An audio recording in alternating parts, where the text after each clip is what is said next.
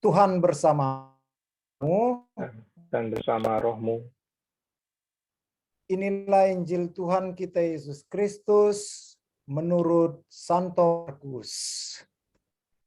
Dimuliakanlah Tuhan. Markus bab 6 ayat 34 sampai 44. Ketika Yesus mendarat, dia melihat sejumlah besar orang banyak. Maka tergeraklah hatinya oleh belas kasihan kepada mereka, karena mereka seperti domba yang tidak punya gembala. Lalu mulailah dia mengajar banyak hal pada mereka. Pada waktu hari sudah mulai malam, datanglah murid-muridnya kepada Yesus dan berkata, "Tempat ini sunyi, hari sudah malam. Suruh mereka pergi supaya mereka dapat membeli makanan di desa-desa dan di kampung sekitar ini." Tapi jawabnya, "Kamu harus memberi mereka makan." Kata mereka kepadanya, "Jadi haruskah kami memberikan mereka makan?" Tetapi dia berkata pada mereka, "Berapa banyak roti yang ada padamu? Coba periksa." Sesudah memeriksa, mereka berkata, 5 roti dan 2 ikan. Lalu dia menyuruh orang itu supaya semua duduk berkelompok-kelompok di atas rumput hijau. Maka duduklah mereka berkelompok-kelompok. Ada yang 100, ada yang 50. Dan setelah itu ia mengambil 5 roti dan 2 ikan. Ia menengadah ke langit dan mengucap berkat. Lalu memecah-mecah roti itu dan memberikannya kepada para muridnya supaya dibagi-bagikan kepada orang itu. Begitu juga 2 ikan dibagi-bagikannya pada semua orang. Dan mereka semua makan sampai kenyang. Kemudian orang mengumpulkan potongan roti 12 bakul penuh. Selain daripada sisa-sisa ikan. Yang ikut makan roti itu ada 5.000 orang laki-laki. Demikianlah Injil Tuhan. Terpujilah Kristus. Selamat malam, saudara-saudari yang terkasih, kerahiman ilahi. Malam, Romo. Horas. Horas, menjua-jua. Malam, Romo, Aditya. Malam. Ini nampaknya ada masalah dengan komputer saya sehingga wajah saya nggak nampak, yang nampak hanya screen-nya aja nih ya. Ada nampak kok, Romo. Oh, ada nampak. Ada Baik. nampak. Saudara-saudari yang terkasih di dalam Kristus, pada malam hari ini kita merenungkan tentang melihat. Nah, melihat yang kita lihat pada malam hari ini adalah dengan persepsi yang baru. Saya sekarang tinggal di kota Sidikalang, di kota perdagangan. Di kota perdagangan ini, waduh, di sini luar biasa ya jalannya ya, susah sekali. Nah, tetapi di pasar itu sering ada pekan. Dan kalau pekan, orang jualan semua di pinggir jalan itu, kesulitan kita untuk melihat, untuk berjalan. Karena semua dagangan itu penuh di pasar. Nah, suatu hari, tiba-tiba orang berkerumun di jalan itu. Dan berkerumun sehingga orang ingin tahu ada apa, kok tiba-tiba ada kerumunan menyemut ramai sekali, tidak bisa jalan. Wah, lalu orang-orang yang lain itu mencoba melihat, mencoba mau memviralkan apa kira-kira sehingga semua jalan tertutup ini. Tapi tetap orang tidak mau memberi jalan. Maka ada seorang bapak, dia dengan pikiran yang sangat jenius menurutnya, dia teriak dengan keras-keras sambil mengangkat tangan. Woi, kasih lewat, woi, kasih lewat. Aku ini bapaknya, katanya. Wah, langsung orang lain, kasih lewat, itu bapaknya, kata. Yang lain, loh, itu tuh bapaknya sambil ketawa-ketawa. Akhirnya semua orang ketawa, kasih lewat loh. Akhirnya bapak itu bingung. Kenapa kok aku jadi tertawain? Ternyata yang dilihat itu adalah anak kambing tertabrak becak. Jadi dia ini bapaknya kambing kalau begitu. Saudara-saudari yang terkasih di dalam Kristus, yang sering menjadi persoalan adalah tentang melihat. Banyak orang yang tidak melihat, mencoba ingin tahu, tetapi ketika mencoba melihat dengan caranya sendiri, akhirnya tersesat.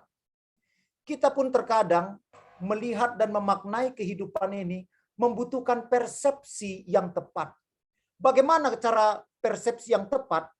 Sebelum kita masuk ke dalam dunia spiritual, kita harus masuk dulu ke dalam dunia pribadi kita. Biologis, psikologis. Saya mengenal seorang ahli motivator terkenal dari Amerika, namanya Simon Sinek. Dia membuat penelitian tentang otak.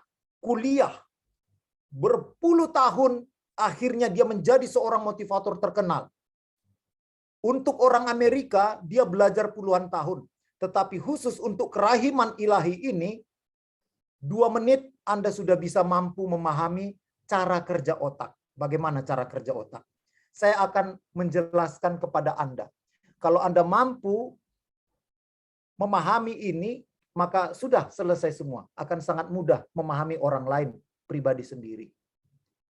Sekarang saya minta Saudara Heru, Ibu Sulina, kita semua yang ada di sini dilarang memikirkan, menggambarkan, membayangkan monyet. Tidak boleh pikir monyet. Ya, Heru, jangan pikir monyet, jangan monyet. Apalagi ekornya, jangan, tidak boleh. Jawab dengan jujur. Ketika saya menyuruh Anda melarang untuk memikirkan monyet, apa yang justru keluar di dalam pikiran kita? Monyet, Romo. Ya bagus, pintar sekali, jujur. Ya. Otak kita bekerja persis seperti itu. Ketika kita mencoba memakai kata negasi, dilarang, maka yang keluar adalah perlawanan kebalikannya. Sehingga kalau kita memiliki anak di rumah, kita ingin membina anak kita ini dengan pikiran yang positif, katakan selalu dengan kata-kata yang positif. Tetapi bila kita ingin menspoil, merusak, katakan dengan kata-kata ancaman, katakan dengan kata-kata negasi, pasti dia akan menjadi pribadi yang berontak, yang melakukan, melawan apa yang kita katakan. Tapi ketika kita menyampaikan dengan kata-kata yang positif, yakin dan percayalah, hidupnya akan dipenuhi dengan nilai-nilai yang positif pula. Itulah kekuatan otak kita. Memang di bibir bisa berkata itu, tetapi di hati siapa yang tahu? Saudara-saudari yang terkasih di dalam Kristus, lewat bacaan Injil hari ini, kita mendengar kisah yang sudah kita ketahui. Kita pasti sudah tahu kisah ini. Yesus memberikan 5.000 orang makan dengan mukjizat 5 roti dan 2 ikan. Dan kita semua tahu endingnya, semua indah pada waktunya. Tapi Bapak Ibu Saudara-saudari yang terkasih, saya mau membawa Anda untuk melihat bacaan ini dalam pandangan yang berbeda. Kenapa? Melihat, mengamati, dan tergerak oleh belas kasih, itulah yang kita lihat dari sikap Yesus. Ini pula lah yang membedakan pandangan Yesus dengan para murid-muridnya. Ketika Yesus melihat orang banyak, Yesus tergerak hatinya. Ketika para murid melihat orang banyak, mereka pusing. Tidak tahu dari mana cari donatur dalam waktu singkat untuk memberi makan 5.000 orang pria. Ini masih yang pria saja. Saudara-saudara yang terkasih, jelas perbedaannya. Para murid melihat masalah. Yesus melihat dengan belas kasih. Mata Yesus yang tergerak dengan melihat realitas dengan dasar belas kasih akan membawa dia pada perbuatan yang indah. Para murid yang melihat realitas dengan masalah, maka perbuatannya juga akan penuh dengan tindakan yang bermasalah pula. Kita bisa lihat jawaban para murid. Di tempat ini sunyi, tidak ada jual makanan, suruhlah mereka pulang. Tapi Yesus berkata, kamu harus beri mereka makan. Yesus penuh dengan belas kasih. Inilah yang terjadi ketika Yesus mendarat, melihat banyak orang yang sedang kelaparan karena mengikutinya. Cara Yesus melihat manusia adalah melihat sebagai kesatuan dengan dirinya yang juga adalah bagian dari 5.000 orang pria, tidak masuk wanita dan anak-anak itu ya, yang mengikutinya. Ada empati. Karena empati artinya mampu merasakan apa yang dirasakan oleh orang lain. Dalam dunia gadget pada saat ini yang sangat memprihatinkan. Ketika handphone menjauhkan yang dekat dan mendekatkan yang jauh, justru membuat pemisah antara kita satu sama lain. Ketika kita di restoran, sering sekali kita lihat satu keluarga satu kumpul satu meja, tetapi dengan pikiran dan dunia pandangan mata yang berjauhan karena semua asik dengan handphonenya masing-masing. Mereka tidak merasa sebagai satu kesatuan antara satu pribadi dengan yang lain. Cara memandang Yesus yang penuh empati ini membuat dia mampu merasakan apa yang dirasakan oleh orang lain. Sementara cara pandangan para murid melihat orang banyak yang harus diberi makan ini, mereka langsung mengambil jarak. Kita tidak punya perbekalan. Saudara-saudariku yang terkasih di dalam Kristus, kerahiman ilahi juga mau membawa kita menjadi pribadi yang berempati, melihat dengan belas kasih, bukan melihat dalam konteks masalah. Karena pandangan mata yang melihat dengan belas kasih akan menggerakkan kita untuk mampu bersikap sesuai dengan kehendak Tuhan. Everything is connected. Inilah yang harus kita sadari. Sadarkah saudara-saudariku, meskipun kita memiliki tempat yang terpisah jauh, saya di perdagangan, saudara-saudari di Medan, ada juga di Medan pun di tempat lain, bahkan mungkin ada juga di pulau lain. We are connected. Kita terkoneksi satu sama lain. Koneksi itu bisa kita juga rasakan bahkan dengan orang yang merasa tidak terkoneksi dengan kita. Ketika kita duduk satu kendaraan umum dengan orang lain. Ada misalnya orang yang bersin, dia bersin, apa masalah kita? Tapi kita pasti akan merasakan juga itu sehingga kita bersikap. Atau di ruangan besar, anak orang ada menangis, kita mencoba bersikap manis, tapi tetap kita merasakan apa yang dirasakan oleh si bayi yang menangis. Cara memandang kita sebagai satu sama lain terkoneksi, inilah cara memandang yang diajarkan oleh Yesus pada hari ini lewat mukjizat pergandaan roti. Mukjizat ini terjadi hanya karena Yesus merasakan apa yang dirasakan oleh orang lain. Karena dia adalah satu sama dengan orang lain, terkoneksi dalam ikatan iman. Bapak, Ibu, saudara-saudari yang terkasih, Yesus memulai perkataannya dengan para muridnya. Hatiku tergerak oleh belas kasih.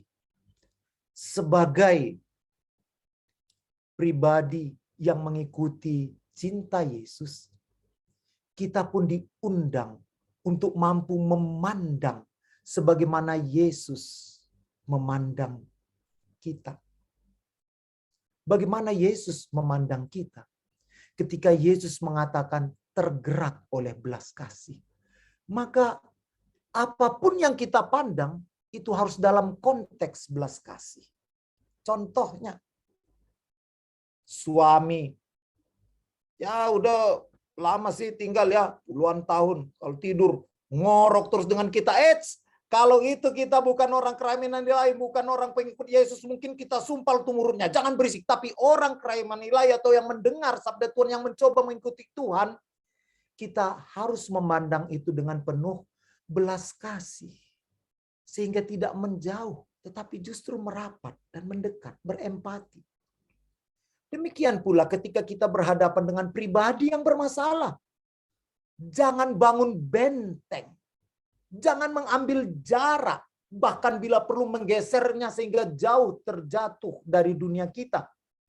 Tapi pandanglah dengan belas kasih. Karena kita terkoneksi satu sama lain. Saudara-saudari, mari kita melihat dan menilai dengan empati. Mungkin di dalam keluarga kita ada pribadi yang selalu tidak kita sukai, tidak nyaman. Tapi ketika pribadi di dalam keluarga kita itu tertimpa masalah, dengarlah suara hati. Kita tak pernah bisa menyangkal bahwa kita juga merupakan bagian dari dirinya. Kita terkoneksi. Bahkan kalau kita naik mobil saja atau naik kendaraan di tengah jalan, tiba-tiba kita melihat orang naik sepeda motor, terpeleset sepeda motornya berguling-guling. Oh, kita pasti juga akan merasakan, aduh, kita terkoneksi satu sama lain. Dan koneksi ini kiranya bukan hanya terhenti pada kita saja. Ketika kita melihat tumbuhan, tanam-tanaman, itu juga adalah bagian dari ciptaan Tuhan. Melihat dengan penuh belas kasih. Sehingga ketika kita memiliki tanaman di rumah, apa dan bagaimanapun dia, kita tidak lagi melihat ini sumber masalah. Aduh, repot-repotin siram bunga. Orang yang terkoneksi akan merasakan tumbuhan itu juga bagian dari dirinya, maka akan dia rawat dengan sebaik-baiknya. Demikian juga dengan hewan. Kucing, anjing, kucing ini buat kotornya dilempari. Tapi ketika kita melihat terkoneksi, itu bukan lagi merupakan ancaman. Itu adalah bagian dari diri kita. Injil hari ini sangat mendalam sekali ketika kita melihat ini dengan pandangan Tuhan. Injil ini akan sangat bermakna ketika kita melepaskan persepsi kita. Ketika kita dengan rendah hati, mengundurkan diri, mengedepankan pandangan mata Tuhan. Karena bila kita mencoba tetap memakai persepsi kita, kita bertentangan dengan ibu kita, Bunda Maria. Bukan kehendakku, tetapi terjadilah padaku menurut perkataanmu. Saudara-saudari yang terkasih di dalam Yesus Kristus, kehidupan beriman dan beragama mestinya membawa kita pada kesadaran bahwa kita semua, siapa, bagaimanapun, terkoneksi satu sama lain. Bukan hanya antar manusia saja, tetapi manusia dengan tumbuh-tumbuhan. Bukan hanya dengan tumbuhan saja, dengan makhluk hidup yang lainnya. Bukan hanya makhluk hidup yang lainnya, dengan segala yang ada materi di sekitar kita, sehingga kita merawat, memanfaatkannya dengan tujuan yang positif. Itulah bila kita terkoneksi. Sehingga kita tidak hanya mampu berempati, tetapi juga berbuat. Karena kalau hanya itikat saja siapapun bisa, tetapi berbuat. Ingat, manusia berdosa bukan hanya karena perbuatan. Manusia bisa jatuh dalam dosa bila dia tidak berbuat apa-apa. Seperti orang kaya yang menyaksikan si Lazarus yang mati kelaparan. Tidak ada dia berbuat apa-apa. Dia berdosa. Kesatuan menjadikan kita mampu tergerak akan belas kasih terhadap kelaparan, penderitaan, alam, manusia, tumbuh-tumbuhan, hewan, apa aja, di mana saja. Jika kita hanya tergerak hanya pada satu makhluk saja, barangkali itu hanyalah emosi. Tapi jika kita tergerak oleh belas kasih pada segala, itu pasti kontemplasi. Anda satu dengan Tuhan, karena Tuhan ada di dalam segala. Dalam nama Bapa, Putra, dan Roh Kudus. Amin. Baik. Setelah renungan, silakan bagi Ibu, Bapak yang ada mau bertanya terkait tema malam hari ini kepada Romo Aditya, kami persilakan.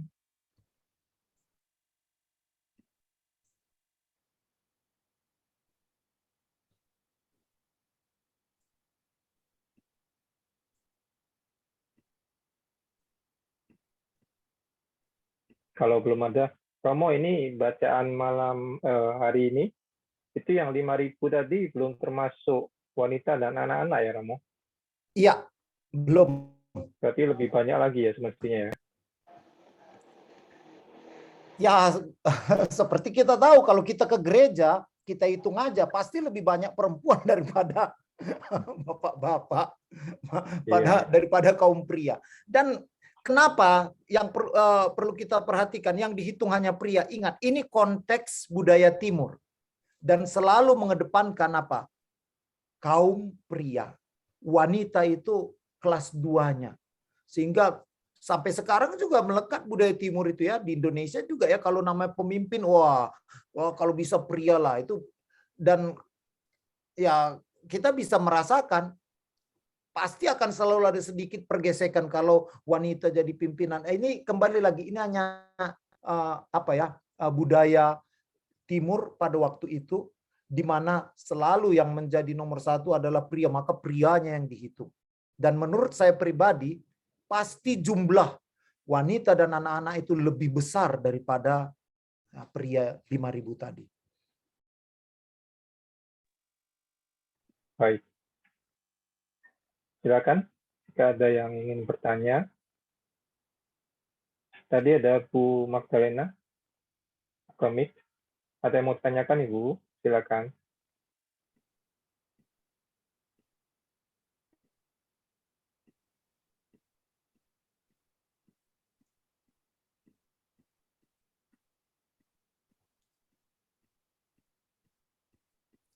Sepertinya belum ada yang mau bertanya, Romo.